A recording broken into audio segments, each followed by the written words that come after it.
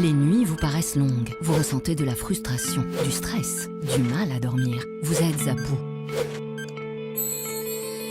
Détendez-vous.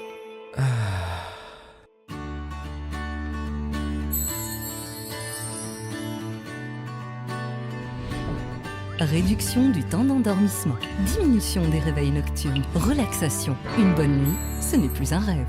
Ce produit est un complément alimentaire sans dépendance disponible en pharmacie. N'hésitez pas à demander conseil à votre pharmacien. Mérinal, notre priorité, la qualité. Pour bien s'entendre, il faut bien s'écouter. Rendez-vous sur M, la petite radio du Grand Maghreb. Radio M, le café presse politique.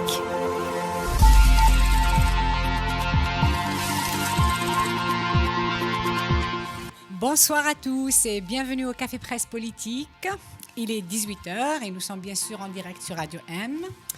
Radio M qui, je tiens à le préciser, se trouve à Alger. Ceci pour les auditeurs qui nous posent la question souvent.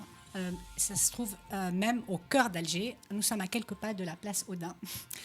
Voilà, cette équivoque géographique levée. Maintenant, je peux accueillir mes invités. Bonsoir Akram Khaïf. Bonsoir. Bonsoir Al-Qadir Hassan. Bonsoir. Bonsoir Salim Masbah. Bonsoir. Bonsoir Saïd Jafar. Bonsoir. Abed Sharif, bonsoir. Bonsoir. Alors... Lui qui n'est pas d'Alger. Hein. C'est encore plus le terroir. Voilà. Alors Hassan, on va commencer. Il est par encore toi. temps. Tu peux. Dans une heure, je quitte l'émission pour aller au Gourbi. Voilà. Je pense que ce sera pour longtemps. En tout cas, on est très content de t'avoir avec nous ici, pas loin de la place Odin, à Radio M. Hassan, qu'est-ce qui t'a marqué cette semaine? J'ai eu Bachir Daraïs, le réalisateur, au téléphone complètement effondré. Le ministre de la Culture décidé définitivement d'empêcher la sortie de son film, le biotype sur Mohamed Al-Arbi Ben Mehdi. Il lui a demandé d'enlever 35 scènes pour que le film soit diffusé et distribué en Algérie. Le film fait 80 scènes. Voilà, allez comprendre quelque chose. Ça, c'est Mehdi. Non, le film est censuré. Le film est censuré, c'est une catastrophe. Ça dit, personne ne veut prendre la responsabilité de la publication, la diffusion de ce film qui a coûté 80 milliards de centimes aux contribuables algériens. Voilà. Akram, ton image? Ils étaient 1 million. C'était impressionnant. Moi, je m'y attendais pas. Ils étaient 1 million à voir la vidéo de l'interview de Radio M de Adlan Mellah. Hein? Tu parles de l'entretien, oui, l'entretien accordé à Linda Abou et a Adlan dépassé le Mellah. million cette semaine, oui. Et, c'est une première pour Radio M. Hein, oui, mais bon, au-delà de ça, Adlan Mellah est en prison. Oui. Il est en prison, Oui, il est rappeler, en attente d'un procès. Le 18 Le 18, oui. C'est l'interview qui lui a coûté un retour en prison? Non, il était dans Un attroupement. Ouais. Ouais. Ça montre quel type de journalisme il faut faire pour avoir du succès. Ah oui. Abed Sharif, qu'est-ce qui t'a marqué cette semaine? La manière dont a été célébré le 11 décembre. Je dirais pas plus. Oui. Saïd Jafar. Béjaïa. Ah, ça aide. Alors, à Tous les Béjaïa, deux. à Béjaïa, Tous les deux. M. Chakib Khalid a pu organiser sa conférence et la Ligue des droits de l'homme, une des Ligues des droits de l'homme, je ne sais pas laquelle, n'a pas pu organiser une activité. C'est très révélateur de l'état des droits de l'homme en Algérie. Voilà. La mobilisation à Béjaïa pour C'est Vital aussi. C'est ton image? Oui, c'est assez impressionnant quand même. C'est impressionnant, mais ça indique beaucoup de choses, quoi. C'est pas aussi évident que ça, quoi. J'espère qu'on va pas vers une régionalisation du conflit, quoi. Si on va vers ça, ça peut être très dangereux. que de belles images. Hein, oui, que de belles images. Bon, alors on va immédiatement... Il y avait quand même Google qui a honoré Baya aujourd'hui pour son 87e anniversaire. Oui. Ça, c'est une belle image, voilà. Oui. Une image positive de l'Algérie. Alors, dans cette première partie du Café Presse Politique, nous allons parler de l'idée du report de l'élection qui a été proposée par le président du MSP, Abdelrazak Moukri. Il essaye de faire gober cette idée en dépit du fait que ce soit clairement anticonstitutionnel. Et on va aussi parler de l'idée de la tenue d'une conférence nationale à laquelle a appelé mercredi dernier Ammar Ghoul du parti de l'Alliance présidentielle TAJ. Alors, la presse a beaucoup parlé de ces deux initiatives qui se présentent toutes les deux comme une façon de résoudre la crise. Et souvent, les journalistes qui écrivent sur ces deux initiatives semblent confondre les deux initiatives comme une seule et même chose. Et pourtant, les deux initiatives ne sont pas du tout de même nature. La première, le report d'élections, est un acte anticonstitutionnel qui fera entrer l'Algérie dans une ère d'illégitimité de ses institutions. Alors, la semaine dernière, on a un peu évoqué ce report et la plupart des invités ici présents avaient un peu, émis de grosses réserves sur ça. Qu'est-ce que vous en pensez après une semaine de matraquage de Abdelrazak Mokhri de cette idée? Tu veux commencer, Salim? Je pense que c'est plus qu'une idée. Hein, là, maintenant, c'est plus qu'une idée. Donc, c'est un projet. Ils sont coincés. Le 5e mandat, ça ne peut pas se faire dans les conditions actuelles avec la santé du président. Et donc, je ne pense pas que Mokhri, cette initiative maintenant telle qu'il la remette sur le tapis, soit une initiative personnelle. Elle est aussi en accord avec la présidence. C'est pas Ce qui arrange la présidence, c'est que ce soit un parti de l'opposition qui fasse cette proposition-là et non pas un des partis de l'Alliance. Mais à mon avis, on est loin de l'idée, quoi. C'est un projet qui suit son cours. On est au-delà de l'idée maintenant. Je pense qu'on est passé à une autre étape. Akram, toi, tu semblais la semaine dernière être complètement affirmatif que ça ne pouvait pas se faire. Le report des élections était absolument une idée, quelque chose de farfelu. Qu'est-ce que tu en penses? Est-ce que tu as changé? Sembler complètement dans la même phrase, ça fait bizarre. Moi, je pense toujours que l'option du prolongement n'est pas tout à fait sérieuse. Elle n'est pas sérieuse. Elle n'est pas sérieuse pour la simple raison que ce qu'ils n'ont pas pu faire en 5 ans, ils ne le feront pas en une année. Et que c'est une sorte, actuellement, c'est une sorte de mise sous pression des différentes parties qui sont en train de préparer l'après-président actuel.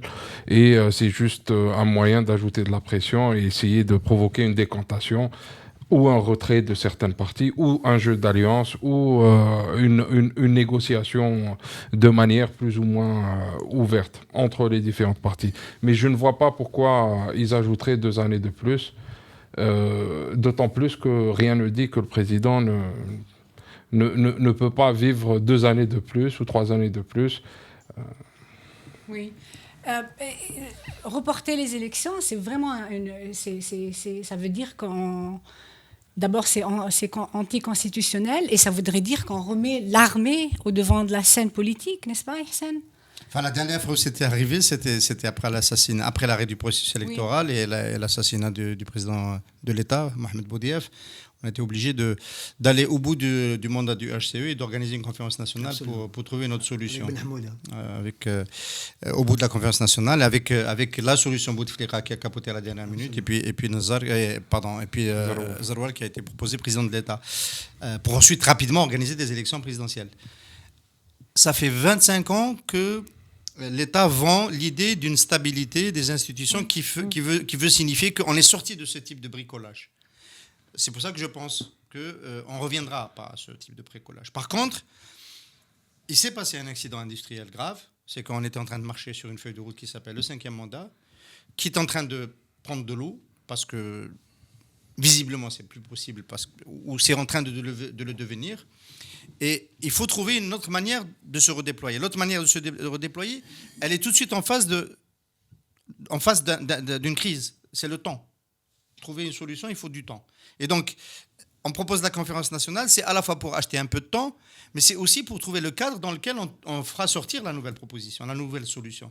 Il faut se rappeler que en janvier de 1995, il y a 2 mouvements. Il y a un mouvement, c'est la conférence nationale, c'est la devanture, c'est les partis politiques qui se mettent d'accord sur un consensus pour le public, pour l'opinion. Mais en arrière, la réunion au ministère de la Défense, avec Bouteflika, Nazar et les autres, pour choisir le président, discuter des conditions, etc. Je pense qu'il va y avoir ce double mouvement. Il y aura un mouvement devant, c'est la conférence nationale, plus ou moins large, plus ou moins inclusive, avec ce que propose Tej, y compris peut-être certains partis de l'opposition. Et en arrière-plan, il y aura les décideurs qui vont venir proposer le casting. Sur la conférence nationale, il y aura un débat sur le fond. Ça sera quoi la feuille de route du nouveau président? Et à la fin, on nous proposera probablement une solution de rechange. Mais alors, le report des élections, c'est quoi dans cette lecture? C'est pour se donner du temps, c'est pour se donner le confort de faire une conférence nationale qui fonctionne, mais en même temps, il y a la Constitution. Je pense qu'il faut quand même évacuer l'idée de violation de la Constitution. On n'a pas hésité à le faire. On a ajouté 2 mandats de manière anticonstitutionnelle. On a voté de manière anticonstitutionnelle une nouvelle constitution, alors que ça devrait, en théorie, émaner du peuple. Donc il faut évacuer ça. Saïd. En fait, le problème du pouvoir, c'est que jusqu'à présent, ils n'ont pas de plan B. Contrairement il y a le papier de Hersen qui parle d'un plan B tout neuf. En fait, ils ont toujours fonctionné sans plan B. Le seul plan qu'ils avaient, c'est Bouteflika. Aujourd'hui, la question, moi j'ai toujours dit que ce qui peut faire déraper le 5e mandat, c'est uniquement l'état de santé de Bouteflika. Aujourd'hui, on reste toujours dans cet inconnu. Contrairement à ce qu'on peut dire, on ne sait pas si Bouteflika est totalement incapable de faire le minimum là pour aller chez Medelsi, faire formellement acte de candidature. On n'est pas du coup, on reste. Les gens ont tendance à attendre l'échéance du 31 décembre avec la loi de finances. Est-ce qu'il va venir la signer Et donc on est en train de faire une sorte de météo du régime, mais un régime qui est vraiment dans une impasse parce que ils ont tellement enfermé le pays dans une seule option et qu'ils n'ont pas d'autre. Et sortir de la Constitution ne sera pas aussi facile qu'on le croit. Parce que parce que faire un discours comme quoi l'Algérie, c'est un pays où il y a de la justice indépendante, où il y a un parlement, où il y a des partis, ça peut passer. Mais passer outre une échéance qui est fixée par la Constitution, c'est, à mon avis, beaucoup plus compliqué. Et c'est une première dans l'histoire. Hein. Si jamais la présidentielle n'a pas lieu, ce sera une première dans l'histoire du pays. Abed. Non, je crois qu'il y a un problème psychologique et politique à franchir. Et on a des pays on a un pays qui est supposé avoir une constitution, un parlement, donc des pouvoirs séparés. Mais nous savons qu'il n'y a pas d'état de droit. Il y a juste un écueil psychologique à franchir. On n'est plus en République. Si on admet l'idée qu'on n'est plus en République, l'idée de prolongation sous une forme ou une autre devient banale. Et là, on y est. Alors, il y a un précédent qu'on oublie un petit peu. On oublie un détail dans ce qui s'est passé après l'arrêt des élections de 92. C'est que le HCE avait un mandat jusqu'au 31 décembre 1993. Alors, c'est des détails dont je me rappelle très bien. Monsieur Reda Melek, Allah yarhamou, était président du CNT. Il était membre du HCE. Il est passé à la télé le 22 décembre 93, le 22 décembre, donc moins de 10 jours avant la fin du mandat du HCE. Il a dit, le HCE verra son mandat finir le 31 décembre, il est hors de question que ça change. Le lendemain matin, il y a eu un communiqué prolongeant le mandat du HCE d'1 mois. Donc, M. Reda Melek était membre du HCE, il ne savait pas ce qui se faisait au HCE. Ça montre où se prend la décision. Et donc, à partir du moment où on sort de la règle constitutionnelle, ça y est, on peut faire ce qu'on veut. Aujourd'hui, il faut juste admettre qu'on n'est plus en République. Et donc, on est face à un autre système, à un autre fonctionnement qui est totalement différent. Alors, je vais encore prendre 1 minute pour rappeler une lettre dont on a parlé, la lettre du président Bouteflika envoyée avec le séminaire à Oran sur le Coran. Quel était le mot qui revenait le plus dans cette lettre ? Fidélité. Il appelait les gens à être fidèle à la parole qu'ils lui ont donnée. C'est-à-dire qu'il reste président jusqu'à la fin de sa vie. Pour moi, c'est la lecture évidente de cette lettre. Et donc là, on est dans une situation où on se demande si on pourra faire le minimum de formalisme pour le 5e mandat ou pas. Visiblement, et là encore, je rappelle la déclaration de Bernard Bajolet sur un président qui est au bout du rouleau. Et donc, on se demande si il ne faut pas partir sur une autre hypothèse. Donc, on passe outre la Constitution et on organise quelque chose. Et donc, on sonde le terrain, conférence nationale, on prolonge, etc. Là, c'est en train... ça se fera. Le président Bouteflika restera jusqu'à la fin de sa vie. Alors, contrairement à tout ce qu'on a dit, jusque-là, je pense que l'éviction du général Toufik, c'est il a été éjecté parce qu'il est sorti de ce pacte. Ça n'a rien à voir avec les clans, le rapport de force, où là, ils pouvaient s'entendre. Aujourd'hui, au sein du pouvoir, au sein de tous les cercles qui sont au pouvoir, il y a un accord sur cette idée-là. Le président de Bouteflika reste jusqu'au bout. Il se trouve qu'il y a un problème sur le comment. Sur le comment, il faut régler. Donc, il tâtonne, voilà. Et on va parler tout à l'heure de l'opposition de M. Makri, de son parti, le MSP, de cette opposition-là qui joue un rôle extrêmement intéressant. Mais alors, en 92, c'était quand même un contexte un peu particulier. Quand même, il y avait toute la violence, etc., qui pouvait expliquer maintenant, ils ont aucune. Moi, je pense. Sur une explication à un événement, on peut extrapoler et pousser un peu le bouchon comment ils pourraient justifier ça aujourd'hui, Abed? Ils n'ont pas à justifier. Ils n'ont pas à justifier. Non, moi je suis pas d'accord. Moi, je pense que nos commentateurs sur YouTube, notamment, nous font souvent le reproche de garder hors champ la stratégie des acteurs extérieurs vis-à-vis de l'Algérie. C'est vrai qu'on n'en parle pas beaucoup. C'est exactement ça. J'ai pas terminé ma phrase. Ils n'ont pas à justifier. Ils ont à se justifier vis-à-vis de l'extérieur, pas vis-à-vis des Algériens. Oui, alors là justement, alors il donnerait une image complètement exécrable. Il n'y a plus de légitimité institutionnelle. Il n'y a plus que l'armée qui est au devant de la scène. À partir du 4e mandat, le mot image a disparu. On n'en parle plus. Non, je pense que dans l'approche balance commodo incommodo, qu'est-ce qu'on gagne, qu'est-ce qu'on perd, être infidèle à la parole donnée, enfin d'ailleurs, il faudrait vérifier si vraiment il s'agit de cela, mais en supposant, on va donner crédit à la lecture de Abd Sharaf, que c'est la fidélité jusqu'au bout de sa vie dans la fonction, qu'est-ce que ça va coûter?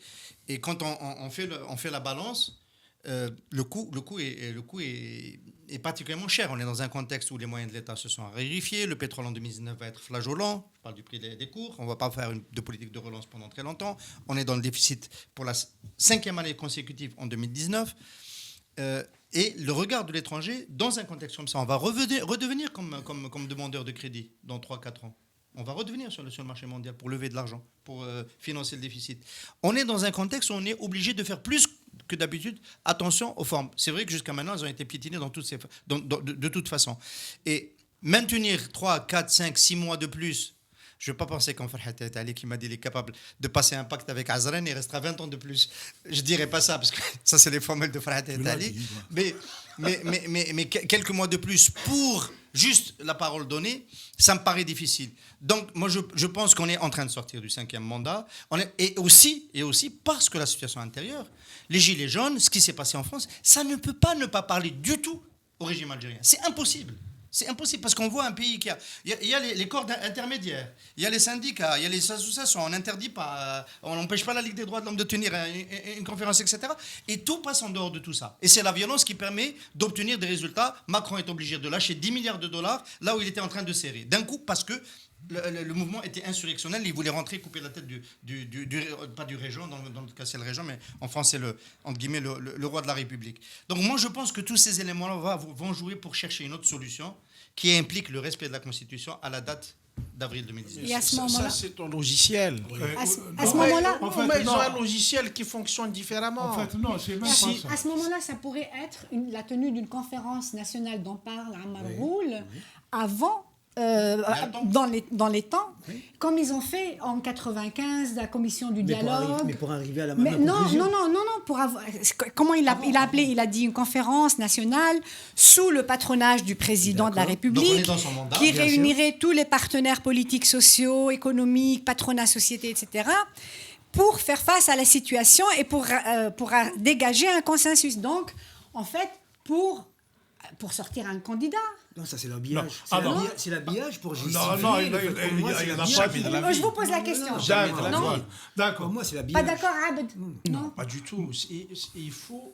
Cette proposition émane de certaines personnes, de certains partis.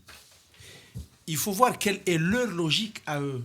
Leur logique à eux, M. Makri comme M. Ammar Roul sont d'accord pour prolonger le mandat du président Bouteflika, pour prolonger, pour accepter le maintien du président Bouteflika sous une forme non constitutionnelle. Voilà, pour dire les choses. Mais pas pour les mêmes raisons. Et c'est leur logique. Non, c'est pas leur logique, c'est celle-là. La logique de Makri, c'est de donner du temps à l'opposition pour qu'elle puisse s'organiser et puis qu'elle puisse challenger la solution du régime. C'est ça la raison pour laquelle il est pas... Si tu penses ça, Makri miskin ou t'es miskin. Soyons sérieux. Non, alors moi je voudrais revenir quand même sur ce que dit Hassan. Il est en train de supposer que le régime continue à avoir une certaine rationalité, où il y a des instances où les gens délibèrent autour de ce qui est bon, des gains. Ça n'existe plus. Il n'y a même plus de lieu de réflexion. Jusqu'à disons, au milieu des années 90, le DRS était le think tank du régime. Aujourd'hui, il n'y a plus de think tank. Il n'y a ni l'INES, même pas le CNES. Plus personne n'est en train de réfléchir. Et ils sont totalement dans l'idée de fidélité. Ils sont enfermés dans la loyauté à Bouteflika jusqu'au bout. Il n'y a pas d'autre option. C'est un piège. Mais ça arrive. Si Bouteflika, dans son état de santé, ça y est, il est ce qu'il est. Il n'est plus possible. Ils l'ont montré, l'état de santé, pour le 1er novembre. Et qu'ils ont besoin de quelqu'un d'autre. Pourquoi ils seraient liés comme ça ? En 95, ils ont fait semblant, ils ont fait cette façade. Et ils ont mis leur candidat, c'était Yamin Zeroual. Ils l'ont mis et ensuite ils ont fait une élection le 16 novembre 95. Ce qu'ils sont en train de faire, c'est d'essayer de trouver une forme anticonstitutionnelle pour maintenir Bouteflika président jusqu'à la mort. C'est ça Pour moi, le problème qu'ils ont, c'est le packaging. C'est comment vendre l'idée. L'idée, c'est ça. Mais comment... Oui, l'idée de la prolongement. Jusqu'à ad vitam. Oui, Makri dit on est d'accord pour une année. Makri dit déjà on est d'accord pour une année. Apparemment, la présidence veut 2 ans. Mais c'est tout. L'idée, c'est ça. C'est comment vendre une idée qui est anticonstitutionnelle et la faire passer. Donc, d'où la réunion d'un conseil national, de réunir tous les partis d'opposition.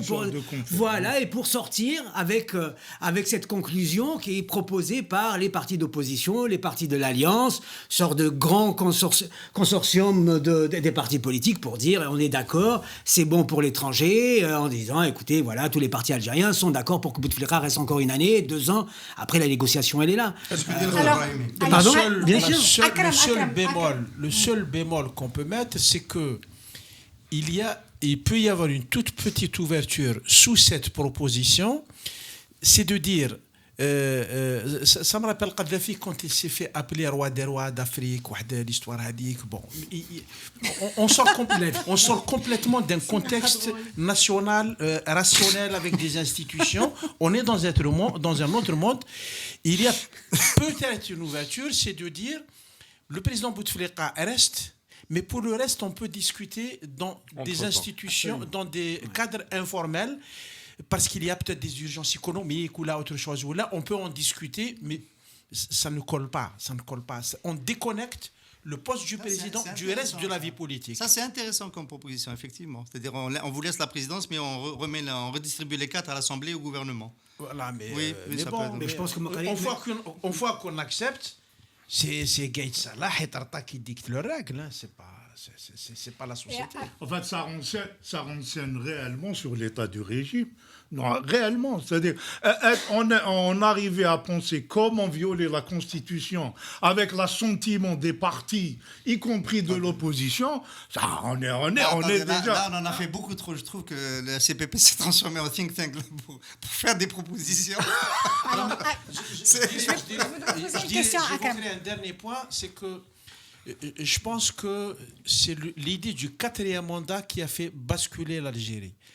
Jusqu'à l'AVC du président Bouteflika, on va dire que certaines choses étaient jouables. Ça pouvait se défendre Samet ou Qbih ou à côté de la loi, ou il gère mal, etc. Mais il y avait des choses qui pouvaient se défendre. À partir du 4e mandat, on est passé dans l'indéfendable. On a franchi le Rubicon et à partir de là, les choses, ça n'a plus d'importance.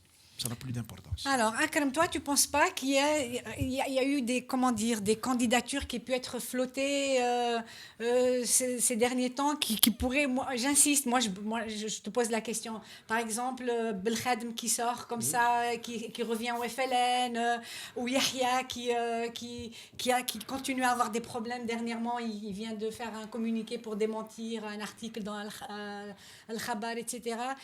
Est-ce que ça, c'est quelque chose de complètement pas plausible? Non, je pense que ça fait partie quand même de l'animation. Non, je pense que...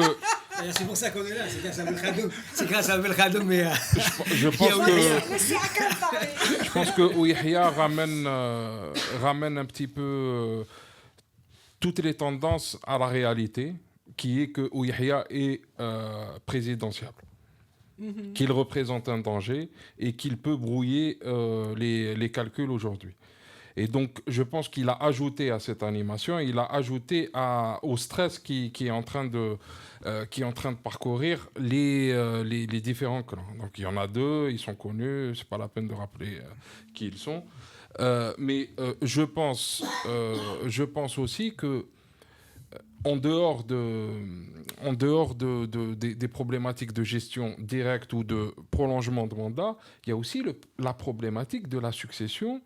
Et quand je dis la succession, je parle du départ des personnes qui devront partir.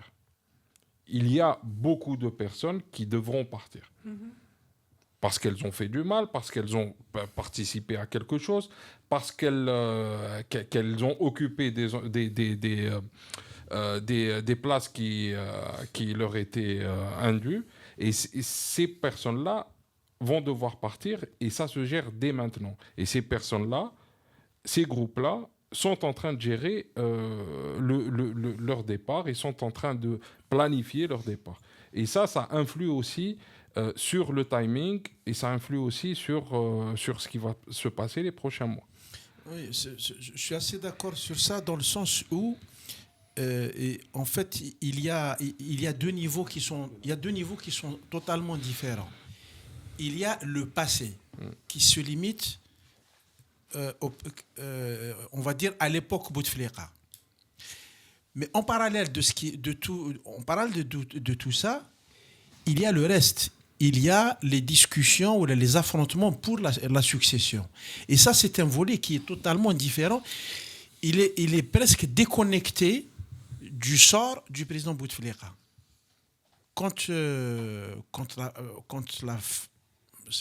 C'est pénible de parler de cette idée. Quand l'ère Bouteflika prendra fin, les cartes seront rebattues.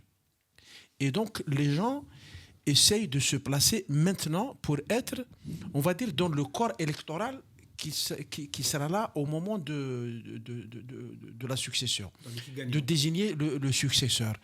Et ça, les acteurs qui joueront sur ce terrain-là, c'est pas Belkhadem, Amargoul, Hadou, c'est ils n'ont aucun rôle. Ils n'ont aucun rôle. Ils ont un rôle aujourd'hui, un rôle d'animation. Ensuite, le rôle sera terminé. Mais c'est terminé. Dans la décision, ils n'auront aucun rôle. Ils vont essayer de se placer pour le reste, mais c'est autre chose. Ça sera autre chose. Je rappelle juste que en période de crise, quand il a fallu remplacer le président Chedli, on a ramené quelqu'un à qui personne n'a pensé. Ensuite, on a créé le mythe Zerouel et le personnage Zerouel. On en a fait un président. Et ensuite, la crise avec Zerouel, on a ramené le président Bouteflika. Ce sont les gens qui ont été choisis, n'ont absolument rien à voir avec la volonté populaire, avec la volonté des partis qui ont un certain enracinement. Où là, on leur a ramené des gens, on leur a dit habillez-le, ils l'ont habillé. Ni de la volonté internationale. Oui, oui, c'est important. C'est important. Il y a cette marge de décision du système algérien qui a une autonomie par rapport à l'international. Je dis tu as réussi ton plan de table parce qu'il y a une aile droite de la table qui pense qu'on ira jusqu'au bout quoi qu'il arrive, et il y a une aile gauche de la table qui pense qu'il va se passer des choses qui feront que ça ne sera pas possible. Il y a déjà la scission. La scission, elle est là déjà. En deux mots, il y a une triangulation du pouvoir algérien de post-guerre civile qui s'est constituée pendant la guerre civile, qui est présidence, état-major, service sécurité. Et les alliances ont bougé à chaque fois à l'intérieur de ce triangle. On se rappelle le deuxième mandat, Mohamed Lamari, le général chef d'état-major, était contre. Le général Toufiq a fait semblant d'être contre, mais il a fini par soutenir le deuxième mandat. Et il a participé à la chute de l'état-major, du chef d'état-major. Bien. Et cette triangulation, elle a bougé. Je ne vais pas refaire tous les détails. Ça a rendu plus puissant le général Toufiq à un moment donné. Et puis, quelqu'un qui s'appelle Ahmed Gaïd Saleh est arrivé à l'état-major. Personne ne lui prêtait de crédit parce que il avait un CV un peu compliqué. Et Tigane Tourine a tout changé. Tigane Tourine a affaibli le pôle dans la triangulation, le pôle service de sécurité. Ils ont raté une attaque qui a fait perdre des milliards de dollars à l'Algérie. Ils l'ont raté. Et donc, à partir de ce moment-là, c'était le déclin. Jusqu'à la chute définitive du général Toufiq, avec Saïd Hani comme un des boucliers qui ont poussé. On a commencé le CPP. Le premier jour du CPP, c'était une déclaration de Saïd Hani. On n'était pas sûr que c'était sérieux, et c'était très sérieux. Bien. Le deuxième grand moment, c'est l'affaire de la cocaïne d'Oran. L'affaire de la cocaïne d'Oran a encore poussé l'avantage de Ahmed Gaïd Saleh. L'affaire de la cocaïne d'Oran a permis à Ahmed Gaïd Saleh de se débarrasser des généraux qui le gênaient pour qu'il soit réellement reconnu comme étant le patron de l'armée. Il y avait des généraux, la première région militaire, la deuxième région militaire, y compris chez lui dans la direction des finances, etc. Il a été en accord avec Toufiq, avec Saïd Bouteflika. On lui a glissé dans le lot des amis à lui, corrompus, parce qu'il ne pouvait pas éliminer que des amis du président. Et l'équilibre s'est rompu. La présidence a un peu perdu la main. C'est-à-dire, dans le rapport de force, qui sont retrouvés face à face avec Ahmed Gaïd Saleh, ils ont, dans cette opération de main propre qui a succédé à la cocaïne d'Oran, celui qui est sorti le plus fort de cette histoire, c'est Ahmed Gaïd Saleh. Et aujourd'hui, nous sommes, et dans le CPP, ça a été toujours dit, notamment par Abd Sharif et Saïd Jafar, tout ça va se terminer quand Bouteflika se terminera, il rendra le pouvoir à ceux qui les lui ont rendu. Et on est dans ce scénario. On est en train de remettre le pouvoir à ceux qui l'ont amené. C'est l'armée. Et dans l'armée, aujourd'hui, ce n'est plus sophistiqué comme c'était avant, avec un Labib El-Khair qui manage, avec des services qui managent, etc. C'est devenu quasiment un oligopole.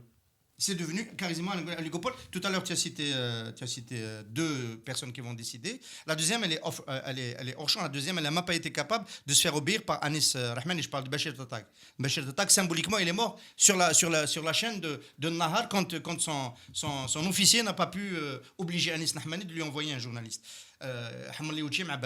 Donc, on est dans un oligopole. Et aujourd'hui, de ce que moi je sais, de ce que je pressens, ça ne se passera.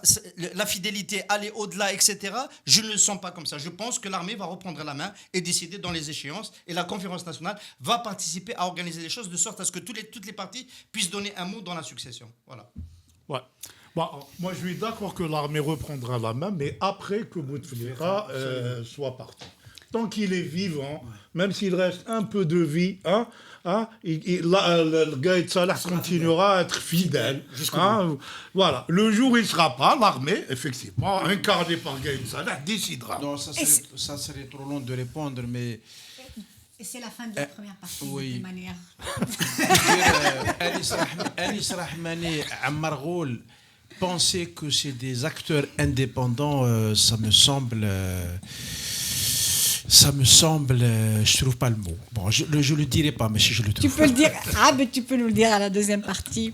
Restez avec nous dans la deuxième partie du CPP. Nous allons nous poser la question de savoir si le fait que les autorités algériennes n'aient pas invité le pape à la béatification des religieux chrétiens samedi dernier a été fait exprès pour éviter un grand débat sur les années 90 en Algérie. Merci.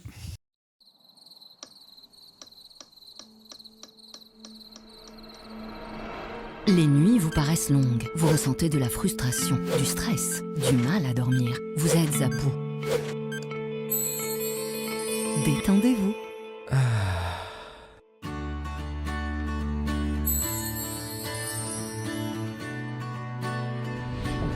Réduction du temps d'endormissement, diminution des réveils nocturnes, relaxation. Une bonne nuit, ce n'est plus un rêve.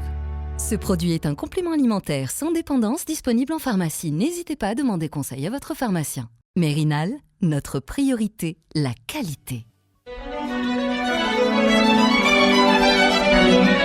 Pour bien s'entendre, il faut bien s'écouter. Rendez-vous sur M, la petite radio du Grand Maghreb. Radio M, le café presse politique.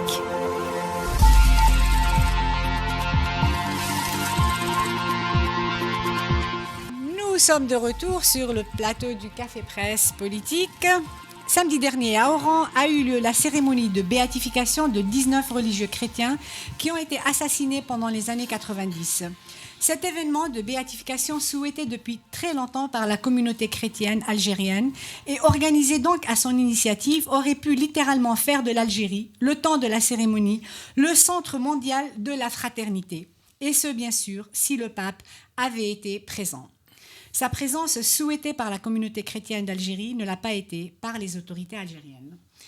La question que je vous pose donc est pourquoi l'Algérie a-t-elle un peu escamoté un moment qui aurait pu être complètement bénéfique pour elle, diplomatiquement, médiatiquement, en n'invitant pas un pape qui voulait venir en Algérie. Qui c'est qui veut commencer ? Pas moi, parce que je vais dire quelque chose de grave. Il faut dire tu veux dire quelque chose de grave ? Comme ça, on te tombe dessus. L'Algérie, enfin, la logique du régime Hada, dans lequel on est de cacher au maximum l'Algérie à l'opinion internationale. Et donc, mais je connais le pape, je ne le dirai pas, ça n'arrangerait pas les affaires de ce pouvoir. Donc on veut vivre caché en Algérie, on veut soustraire l'Algérie du regard international, se faire oublier, et donc ça explique pourquoi on n'a pas laissé le pape venir. Il aurait été plus intelligent de différer cet événement pour dans 2 ans ou dans 3 ans, si on avait un projet d'image pour l'Algérie. Mais le pape ne pouvait pas venir cette année tout simplement parce qu'il fallait que le chef de l'État le reçoive. C'est aussi bête que ça. C'est protocolaire. Si le pape vient et que le président Bouteflika ne le reçoit pas, on oubliera que le pape est venu, on retiendra uniquement que le président Bouteflika n'a pas été en mesure de le recevoir. Donc ça règle la question. Attention, c'est une invitation à revenir à la première partie du débat. Il faut résister. Non, mais c'est vrai. Mais c'est intéressant parce que c'est aussi simple que ça. C'est plus parce que c'est l'état de santé encore du président et c'est pas parce qu'on ne veut pas parler des années 90. Hein. Pas du tout, non. Pas du tout. Moi, je suis d'accord avec lui. C'est parce que le président n'est pas en mesure de le recevoir qu'ils n'ont pas souhaité. Alors que pour les années 90, honnêtement, ça ne gêne pas du tout Bouteflika les années 90. Au contraire, ça a été même son outil vis-à-vis des généraux pour se renforcer. Et donc les années 90 ne sont pas un problème pour Bouteflika. Et même pour l'ensemble du régime aujourd'hui, les années 90, ce n'est pas un problème. Pour te taguer un petit peu quand même. Par contre, pour la société algérienne, oui, c'est quelque chose qui reste là. Parce qu'on n'a pas verbalisé un traumatisme profond et on a toute une société qui est dans un état de stress post-traumatique que nous ne pouvons pas résoudre et qui permet aussi au régime de continuer à faire ces choses-là, y compris s'amuser avec la Constitution, parce que ça aussi, ça fait partie du trauma que nous vivons. On reviendra sur ça, parce que justement, il y a une comparaison intéressante à faire sur les discours qui ont eu lieu au moment de la béatification. Salim, qu'est-ce que tu as à dire sur cette... escamotage. Je suis tout à fait d'accord avec ça, et bien sûr, okay. il y a... Alors, le pape s'est donc vu obligé de se contenter d'un message aux personnes présentes à la cérémonie. Il a exprimé son affection pour le peuple algérien qui a connu de grandes souffrances durant la crise dont il a été victime durant la dernière décennie du siècle passé. Cette célébration aide à penser, a-t-il dit, les blessures du passé et crée une dynamique nouvelle de la rencontre et du vivre ensemble. Côté algérien, c'est le ministre des Affaires religieuses qui était présent, même pas Ouiyahia. Et Mohamed Aïssa, lui, il a affirmé que, j'ouvre les guillemets, la béatification aujourd'hui à Oran des 19 religieux chrétiens morts en Algérie s'inscrit dans le cadre de la réconciliation nationale et n'est pas une occasion pour ouvrir les plaies, mais une opportunité pour l'avenir et tourner la page sans la déchirer. Donc, allez... on va pas... C'est pour ça que je repose la question, est-ce que même pour le pouvoir, il y a un problème pour parler des années 90 ? Donc il y a une sorte... Je pense que c'est plus le cas. On a des modèles où des choses... où des événements, disons, graves se sont passés. On a l'ancienne Yougoslavie, on a l'Argentine. Et l'Argentine, c'est un peu plus ancien. Mais Rwanda, c'est encore plus large. Mais on va parler des pays qui ont essayé de dépasser, qui ont réussi à dépasser ça de manière intéressante. Finalement, les victimes, les gens qui ont été jugés en Argentine, dans l'ex-Yougoslavie, etc., c'est combien ? 5, 10 ? Pas plus. On arrive, dans le cas de crimes massifs ou de crimes de guerre, il y a des moyens de régler le problème. Si ce n'est pas un crime de guerre, si ce n'est pas un crime contre l'humanité, on passe l'éponge. Les lois d'amnistie, etc., sont tout ce qui a été conçu sous le vocable de la justice transitionnelle, etc. C'est une manière comme une autre de passer l'éponge. Bonne, pas bonne, correcte comme en Afrique du Sud, moins bonne comme en Algérie. C'est pas important. L'important, c'est qu'on passe à autre chose. Et aujourd'hui, si les années 90 surgissent de manière fracassante en Algérie, il y a quoi ? Il y a peut-être 10 personnes qui seront jugées, pas plus. Donc... En fait, aujourd'hui, pour le régime... je termine. Ce qui m'amène à dire que le poids des années 90... En fait, il n'est pas là. Il est ailleurs. C'est les traumatismes sociaux. Et c'est un aspect, moi, qui m'intéresse beaucoup, mais visiblement, ça n'intéresse pas beaucoup les gens. C'est que les guerres, généralement, débouchent sur des structurations nouvelles de la société et ça permet de faire des choses pour que ça ne se reproduise pas. Nous, on a eu une violence extrême, mais qui a débouché sur des phénomènes de société et des phénomènes politiques qui sont paralysants et qui sont négatifs. C'est ça qui me gêne. Oui, moi je suis assez d'accord pour dire que l'Algérie n'a pas d'image et de projet d'image, donc la visite du pape pour un événement comme ça en 2018 n'est pas quelque chose dont elle peut tirer profit parce que le président de la République ne peut pas le recevoir. Et l'Algérie passe à côté d'autres événements aussi parce qu'elle n'a pas de projet. Enfin, le tout dernier, c'est la possibilité d'accueillir la CAN, la conférence, la Coupe d'Afrique des Nations en juin prochain. L'Algérie a les infrastructures pour le faire. Le projet de la Coupe du Monde en commun, l'Algérie ne réagit pas. C'est aussi un projet, on sort de l'ère biologique des Bouteflika parce que c'est pour 2026-2030. Mais il n'y a pas de projet, on est d'accord. Mais je pense même que si le président Bouteflika était en état, je pense que le projet n'aurait pas eu lieu, que le pape n'aurait pas été reçu. Parce que, et c'est là où je diverge avec mes amis, je pense que l'affaire des années 90, ça reste un repère dans la tête du pouvoir. et un repère sur lequel il peut pas se permettre de tout faire, même si c'est Bouteflika, qui peut se dire qu'il est à l'aise, qu'il n'a jamais fait disparaître personne, qu'il n'a jamais couvert qui que ce soit, etc. Dans la coalition de pouvoir, il a, je viens de le dire, Béchir Tata, qui est cité par les officiers libres comme étant le principal, bon, on ne sait pas si c'est vrai, hein, mais bon, c'est une gestion collective, le général Toufir, le général Lamari, qui est décédé il y a quelques années, qui était le responsable du contre-espionnage, et évidemment le général Tartar. Voilà, peut-être que c'est l'occasion de lever l'équivoque sur mes amis, entre guillemets, du DRS qu'avait cité Abd la dernière fois. Ce bilan-là, il continue à tenir la gestion globale, même si la pression est retombée relativement. Il ne faut pas perdre de vue que là, on vient de passer le 10 décembre, journée internationale des droits de l'homme, les associations des familles disparues, notamment SOS Disparues, a organisé une activité à l'extérieur. Ils ont été réprimés. Et ils sont toujours en lice à Genève pour faire condamner l'État algérien parce qu'il ne veut pas rendre... il y a les victimes du terrorisme. Il n'y a pas que les SOS disparus qui travaillent d'ailleurs ensemble. Donc ce dossier-là n'a pas été évacué. Le pouvoir ne peut pas complètement l'évacuer. Et il est vrai qu'à l'occasion d'une commémoration comme celle-là, les moines de Tibhirine, les autres religieux, etc., les nôtres vont dire, voilà, eux, ils reconnaissent l'itinéraire, le sacrifice, le martyr, c'est comme ça qu'on l'appelle, de ces religieux. Et nous avons perdu les nôtres. Quel est le sens de cette disparition et quel est le sens? Ça a amené quoi à nous, à notre pays, etc., qu'ils soient morts, qu'ils aient disparu, qu'en plus qu'on ne sache pas comment ils sont morts et qui les a tués. Et donc la question reste entière. C'est un événement embarrassant pour le régime algérien et je pense qu'il a délibérément choisi de l'escamoter. Oui, c'est... D'abord, il y a un mot que je réfute, c'est le mot ami. Quand Hassan dit je ne suis pas d'accord avec mes amis, donc je réfute le mot ami. On va la garder pour le montage. Encore une fois, c'est une lecture de l'attitude des gens à travers son propre prisme.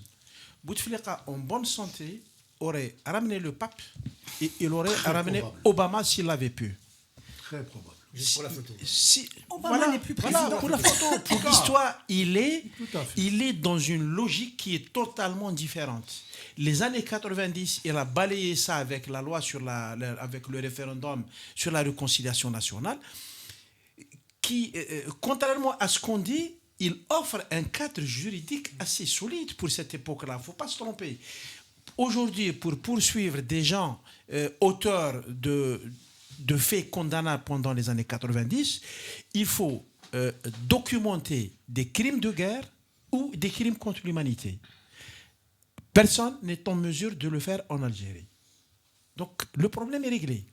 Les exécutions extrajudiciaires, les disparitions, etc., il faut les documenter de manière suffisamment étayée pour en faire un crime de guerre. Personne n'est en mesure de le faire. Donc la page est pliée. C'est très étayé. Pourquoi ils répriment les familles de disparus alors? Ça, c'est l'ADN du régime. C'est un autre volet. En fait, ce qu'il faut dire, c'est que, contrairement à ce que dit Hassan, il y a très peu de pression sur le régime, sur le dossier des années 90. Il y a eu au milieu des années 90, etc., mais aujourd'hui, non. Par contre, il y a un usage que le régime en fait, c'est de nous rappeler les affres des années 90 si on souhaite une démocratie sérieuse. Donc il crée cette association entre démocratisation et basculement dans la violence. Ça, régulièrement, il nous le rappelle. Et d'ailleurs, la lettre de Bouteflika lue par le secrétaire général est totalement centrée sur ça. Nous rappeler les affres des années 90. Et c'est le seul usage qu'en fait le régime actuellement. Il n'y a pas autre chose. C'est pour ça que ça reste pour la société algérienne quelque chose de lourd, mais pas pour le régime. Oui, non, mais c'est la deuxième fois et je suis tout à fait d'accord. Donc, absolument, il a absolument raison. C'est l'épisode de 90, toutes ces années-là, je pense que pour le régime, c'est plié. Ils ont réglé juridiquement le problème. Voilà, et donc... Il n'y a plus de malaise sur ça. Je pense, non, pour moi, il n'y a plus de malaise. Et même la communauté internationale n'a plus les moyens de les tenir avec ça comme cela. C'est comme tout ce qu'il y a eu. dans tout ce, Nuzlan a eu des problèmes parce qu'il allait régler son problème de tabac. Et voilà, et ça s'est résolu. Mais voilà, au plan de la communauté internationale, comme il dit, il n'y a rien. On aura tous les 5 ans, tous les 2 ans, tous les 5 ans, un colonel ou un général qui sera inquiété pendant un voyage touristique ou médical ou pour ce soir. Ça fera un peu la une des journaux pendant un jour ou deux et puis on va oublier. Ça ne pèse plus. Ce qui pèse aujourd'hui, c'est différent et ça pèse de manière différente d'ailleurs sur les gens, on va dire au sein du pouvoir. Les gens qui sont en train de régler le passif, qui sont en train de régler, le président Bouteflika est devenu un boulet pour ce pouvoir, pour le pays et aussi pour le pouvoir. Il y a les gens qui gèrent cette fin de règne et à côté, il y a ceux qui se préparent pour l'étape suivante. Oui. Et on a souvent de la difficulté à démêler les uns des autres parce que les actions des uns et des autres, parfois, elles s'entremêlent, elles se croisent, elles se passent sur le même terrain. Au sein du FLN, tu as Ould Abbas, tu as Belkhadem, tu as, comment il s'appelle, Mouad Bouchareb. Ils sont dans des séquences qui sont totalement différentes. Ils sont obligés de cohabiter, donc il faut juste différencier dans quelle séquence se trouve l'un, dans quelle séquence se trouve l'autre.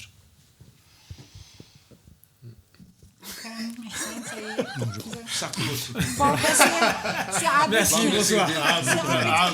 qui a le mot de la fin. C'est la fin du Café Presse Politique. Merci de nous avoir suivis. Merci à tous les invités. Merci à Soumaïa Frkali, la réalisatrice, et à Nabil Allawa qui est chargé de l'image. À la semaine prochaine.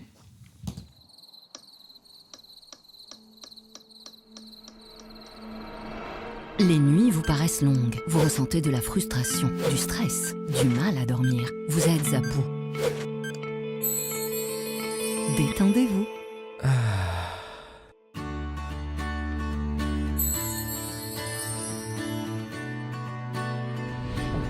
Réduction du temps d'endormissement, diminution des réveils nocturnes, relaxation. Une bonne nuit, ce n'est plus un rêve. Ce produit est un complément alimentaire sans dépendance disponible en pharmacie. N'hésitez pas à demander conseil à votre pharmacien. Mérinal, notre priorité, la qualité. Pour bien s'entendre, il faut bien s'écouter. Rendez-vous sur M, la petite radio du Grand Maghreb. Radio M, le Café Presse Politique.